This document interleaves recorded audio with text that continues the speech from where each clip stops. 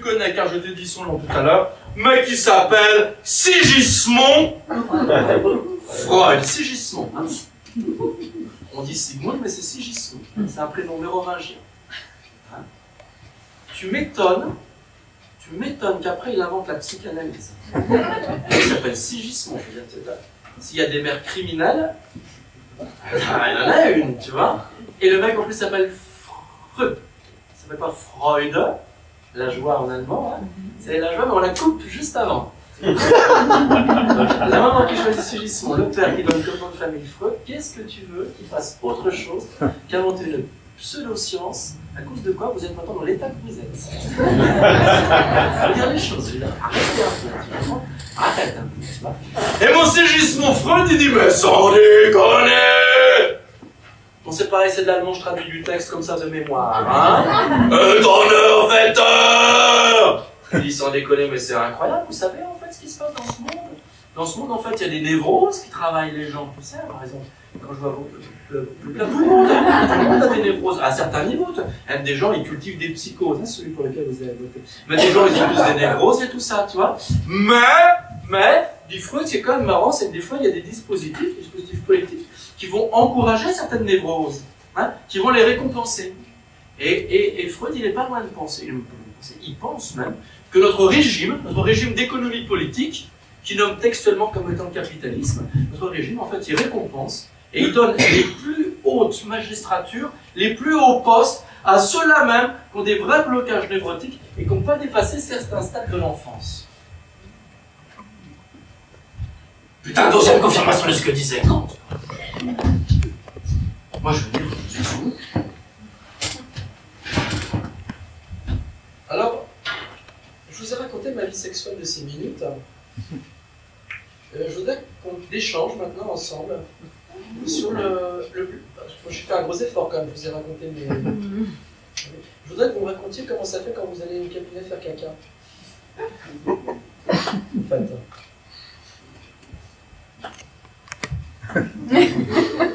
Non? Bon, c'est encore moi qui l'ai raconté.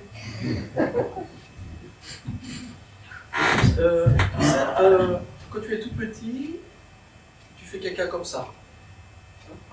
Ça vient, ça passe, ça sort, tranquille. Mais quand tu es tout petit, tu sais que tu as un plaisir quand même. Hein. Tu as vraiment un plaisir.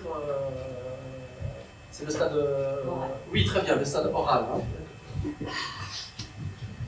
15 ans de thérapie. Le bébé, tu sais, le bébé, par exemple, il a l'angoisse de la séparation. Il voit comment elle arrive.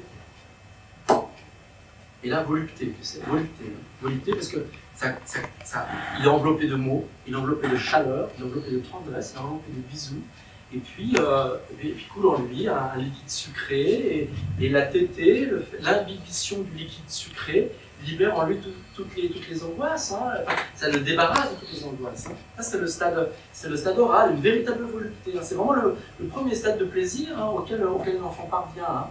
Alors des fois, il y en a qui sont bloqués à ce niveau-là. Hein. Et là, ils n'arrivent pas à dépasser ça, ils ont une petite névrose à ce niveau-là, et il leur faut régulièrement, tu vois, porter à leur bouche des petites choses sucrées comme ça, qui les...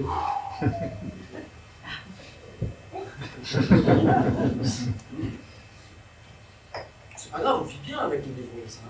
Hein. Ça, c'est le stade oral. Mais, comme dit, après, Freud dit, après, il y a une autre étape, et c'est le stade sadique-anal. Sadique-anal. Alors voilà, tu fais caca. Là, tu commences à contrôler les sphincters. Alors, ça reste entre nous, mais tu sais quand même, il y a un certain plaisir à... C'est délicat, on ne se connaît pas assez, mais enfin... tu vois. Mais comme le plus grand des plaisirs qu'il y a pour le petit enfant qui fait popo, tu vois, il a 3 ans, tu vois. 2 ans, 3 ans, il commence un petit peu à verbaliser, il a vraiment conscientisé la présence des parents, il décrypte le visage. Les parents sont très angoissés parce qu'ils aimeraient que l'enfant soit propre. Et l'enfant, qu'est-ce qu'il fait? Tu sais, il est sur le popo, il a papa et maman qui ont le visage ravagé d'angoisse. Et le petit enfant se rend compte qu'il ne tient qu'à lui. Il ne tient qu'à lui de prolonger l'angoisse. Et l'angoisse en retardant le... Tu comprends ça? C'est vachement important parce que d'un coup, qu'est-ce qui se structure dans l'enfant? Sadique-anal. Je jouis de la souffrance de l'autre dès lors que je garde tout pour moi. Et l'autre, il attend que ça sorte. Tu connais la théorie du ruissellement? La théorie du ruissellement, elle est bonne tant qu'elle est une promesse. Une promesse qu'un jour, ça va ruisseler. Et qu'un jour, enfin, ça pourra sortir. Ça sortira jamais. Mais tant que tu fais croire à la théorie du ruissellement, de quoi jouis? Tu jouis de ce que les autres angoissés attendent que ça ruisselle. Tu comprends ça? C'est le principe du capitalisme. Le capitalisme, ce sont qui capitalisent. Que capitalisent-ils? De l'argent. Et pourquoi capitalisent-ils de l'argent? Ils jouissent du spectacle de ceux qui attendent qu'enfin ils puissent en avoir. Si je leur en donne, je garde tout pour moi. Tu me comprends? C'est très important parce que certains sont bloqués au stade sadique anal.